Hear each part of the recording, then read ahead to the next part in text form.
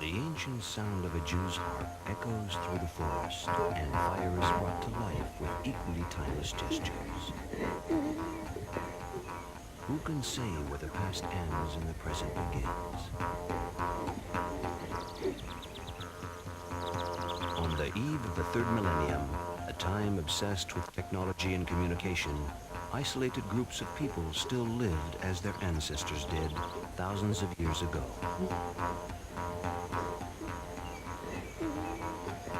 One such group are the Korowe, officially discovered in the late 1970s in the impenetrable jungle of Irian Jaya, one of the last regions of the globe to have been explored. The Korowe number between 4,000 and 5,000 people, living in the heart of the Indonesian province that forms the western half of New Guinea. Shot in 1986, this film gives an insight into their unique way of life before its disappearance.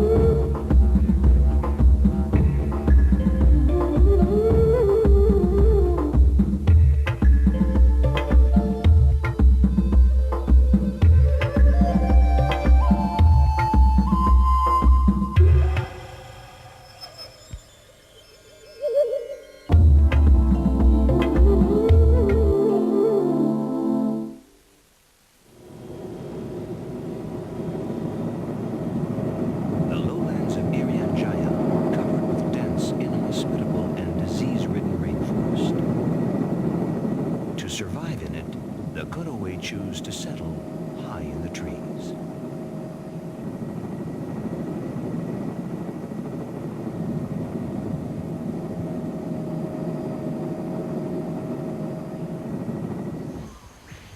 In the waterlogged jungle, farming is not an option and big game is scarce.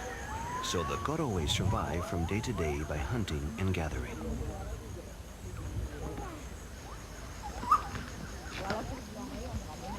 As is usual in New Guinea, the women are in charge of providing for their families' daily needs.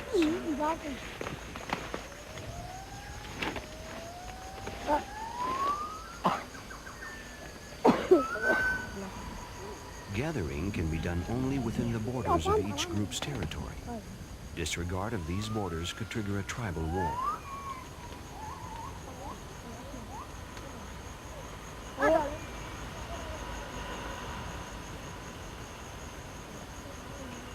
The Korowe collect their food from the forest.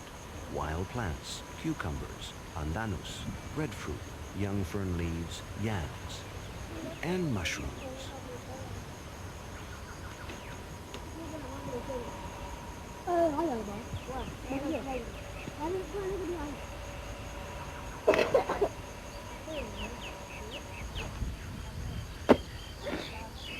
While their wives work, the men look after the children, carefully watching over them, for kidnappings are frequent.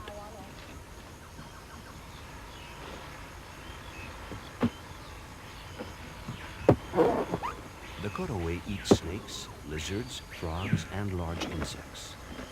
But they have a marked preference for sago grubs, the larvae of Capricorn beetles that lay their eggs inside the rotting trunks of sago palm trees.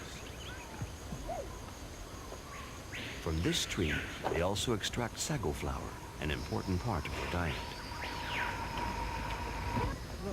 Although sago grubs might occasionally be useful for cleaning one's ears, they're primarily considered the finest item in Papuan gastronomy.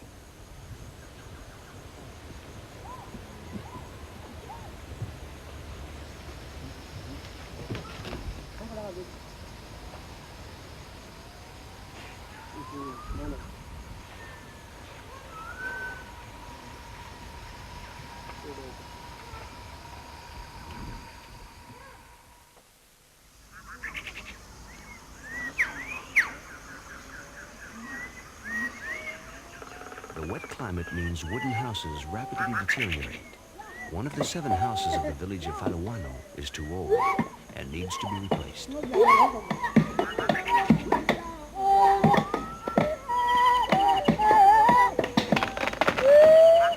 trees are cropped about 10 meters from the ground. Their trunks will be the supporting pillars of the future treehouse.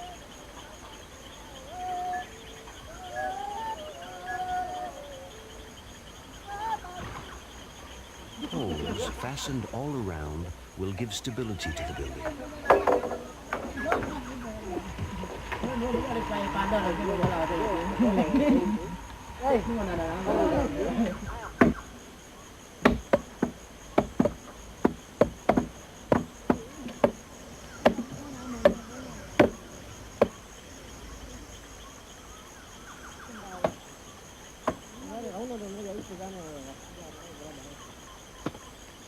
Different parts of the house require different types of wood. The strong matu trees are preferred for the main pillars, whereas a softer bark, thick, elastic, and strongly scented, is more suitable for flooring and carpeting.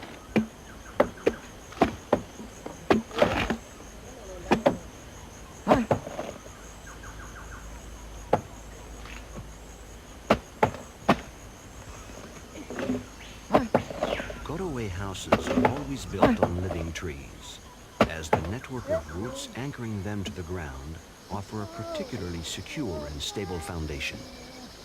The lifespan of a house depends largely on the supporting trees, and the Korowe maintain them carefully.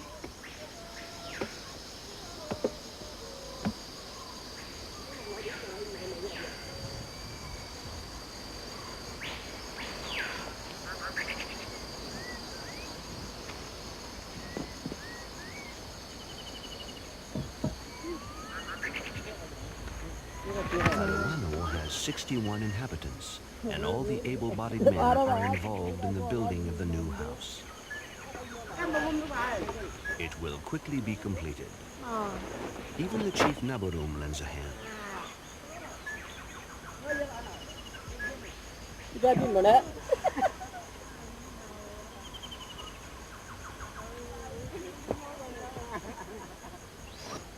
This makes the flooring bark more pliable, as well as testing the strength of the floor. Tightly packed together, this soil will provide perfect insulation for the fireplace.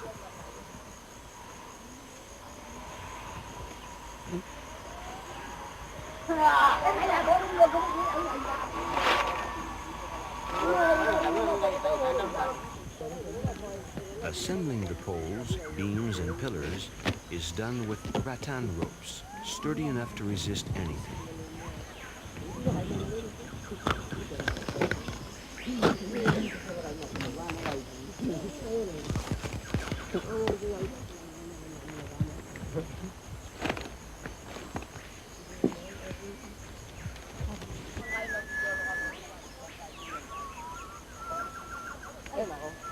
The roof is made with sago palms, simply folded in two, offering little protection from heavy rain or strong wind.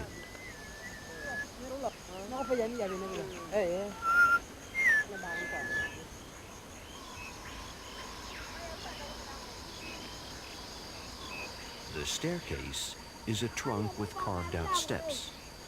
Putting it in place marks the completion of the house. In case of an attack, it can be hauled up to the platform. Towering to a height of 8 to 10 meters, these houses are easily spotted from the sky. And this is how most of them were discovered.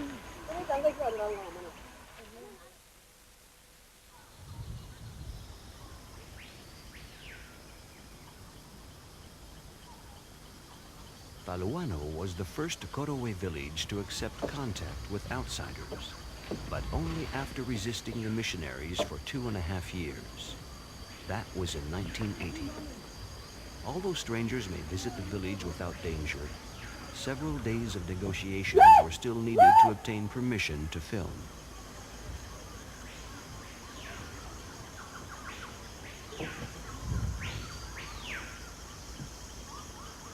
Naburu, the village chief, gives a tour of his house. This area is for the men, and also occasionally serves as a sort of sitting room.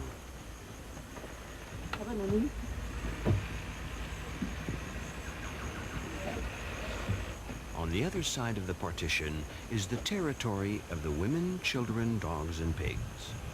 This is where the cooking is done, the fire on the men's side being only for heating purposes.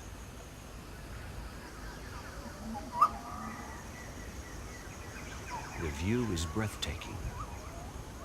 But it's not for the beauty of the panorama that the Korowe chose to dwell in the trees. In their lofty houses, they're safe from flooding, and they're also out of reach of the snakes, caterpillars, cockroaches, mosquitoes, and flies that abound at ground level.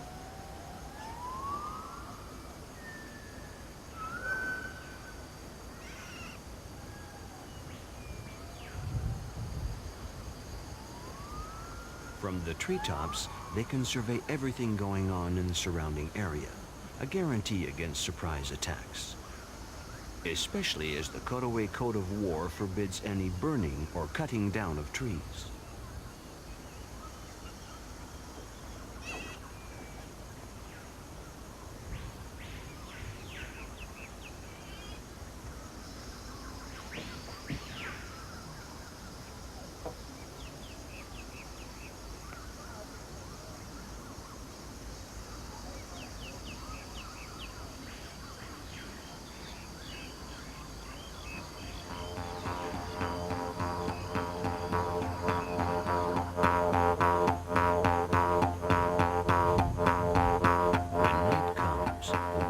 In the sky filled with men, women, children, pigs, and dogs.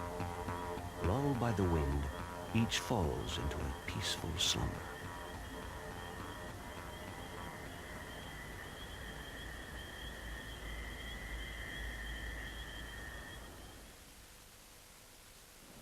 In the jungle of Irian Jaya, evangelists as well as oil and mining companies have penetrated into most areas. But at the beginning of the 1980s, contact had only been established with 300 Korowe, all the others violently refusing any direct contact with the outside world. Said to be the most dangerous of tree-dwelling people. They're believed to have birds' tails. It is also said they dig holes when they sit, and that they are not quite human. That they believe in gods called Rebabu and Tefafu. That they don't accept either the nations or the government. It is said that their gods usually sleep on the mountains. When government officials or missionaries approach, they wake up and start an earthquake or a landslide to destroy the world. Indonesian filmmaker Dea Sudarman and Dutch missionary Johannes Veldhuizen are set to travel up the Becking River, where the Korowe are settled, in an attempt to reach Yafufla, a particularly hostile village. 2 indigenous guides and 10 rowers accompany them.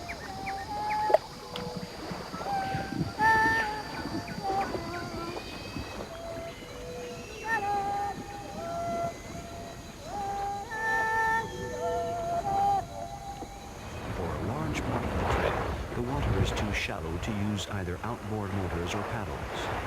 The canoes have to be pushed or pulled along the slippery stones carpeting the riverbed.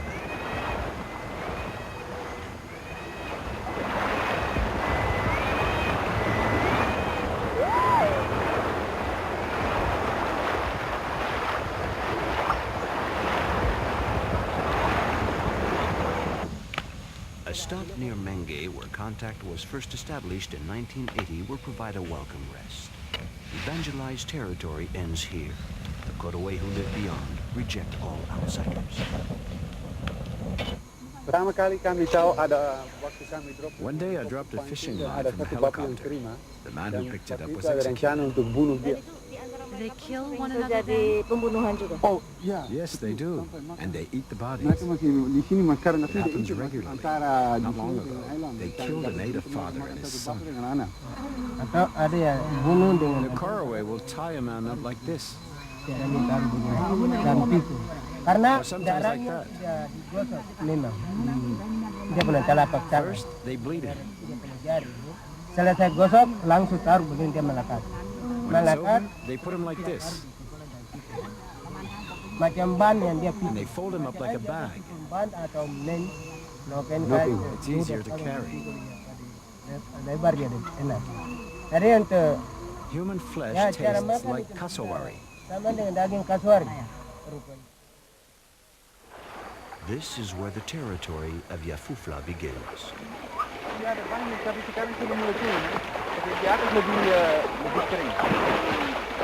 This is what they call crocodile. Since they gave it that name, the number of crocodiles has increased. The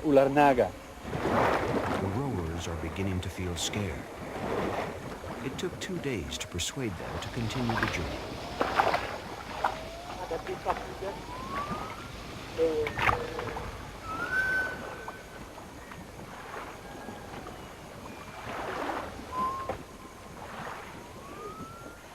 One of the guides has spotted something unusual on the riverbank.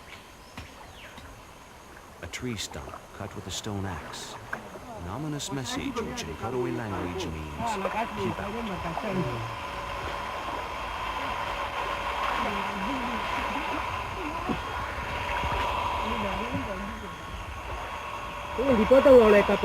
Betul.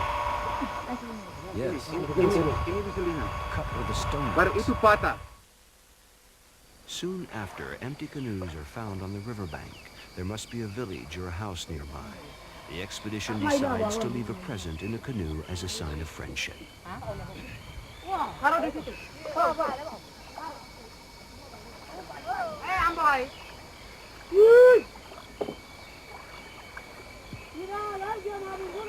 out. Don't hide away. We come as friends. Don't hide.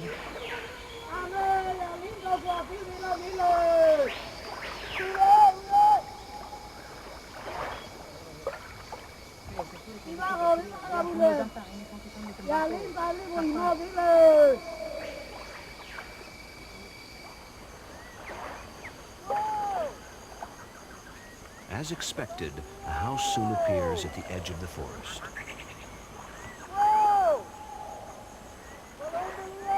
But their calls are in vain.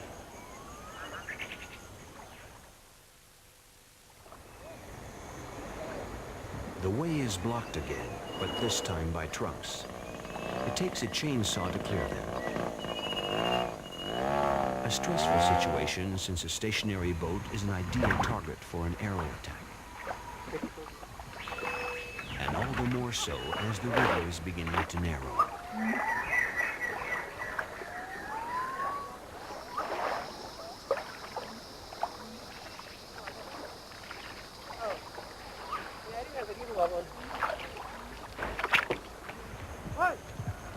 Some men have come down to the river.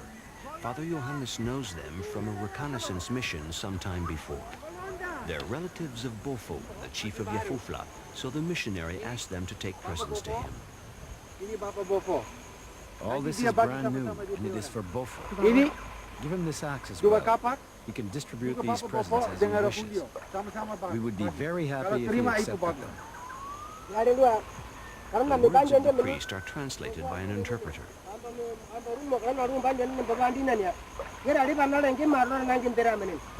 There are no coconut trees in this part of Irian Jaya, and coconuts are valuable items of trade.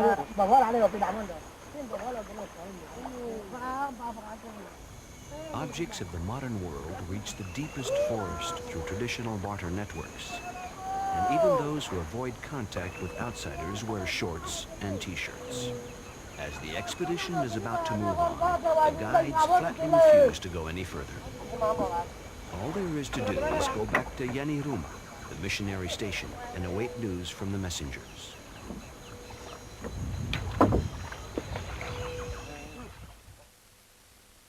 A week later, at the Yaniruma church, the messengers are back, and they've brought all the gifts. Kami taruh. Ini. Yul, gua kalau boleh. Bofo has rejected your presents. He told us to return all of them. He said he couldn't accept them.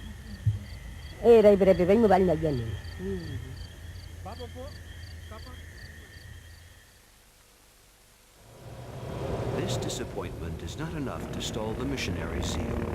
The expedition sets out for Yafufla again, this time by air.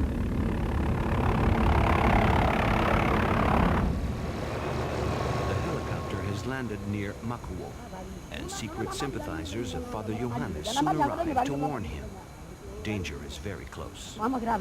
They tell him how the messengers sent to Bofo are hiding in the forest to escape the chief's anger. That all available men have gathered in Yafufla for an attack on the helicopter. I can hear voices. They're approaching.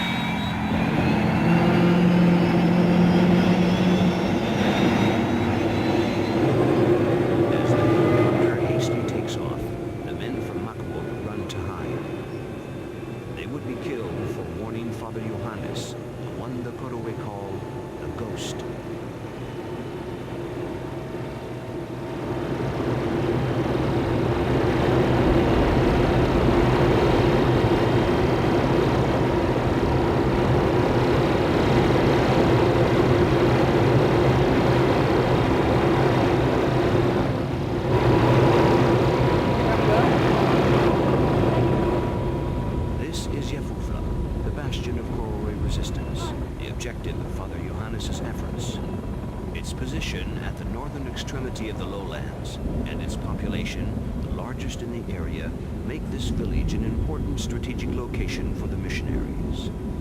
It looks abandoned, but was only deserted when the helicopter approached. It seems to offer only a fragile rampart against the assaults of modernity and Christianity. And in fact, this village did finally become a missionary station in 1989. As for Nabarum, the chief of the Tree village of Faluano, he was killed in a tribal war in 1988. A flu epidemic killed most of the inhabitants of his village.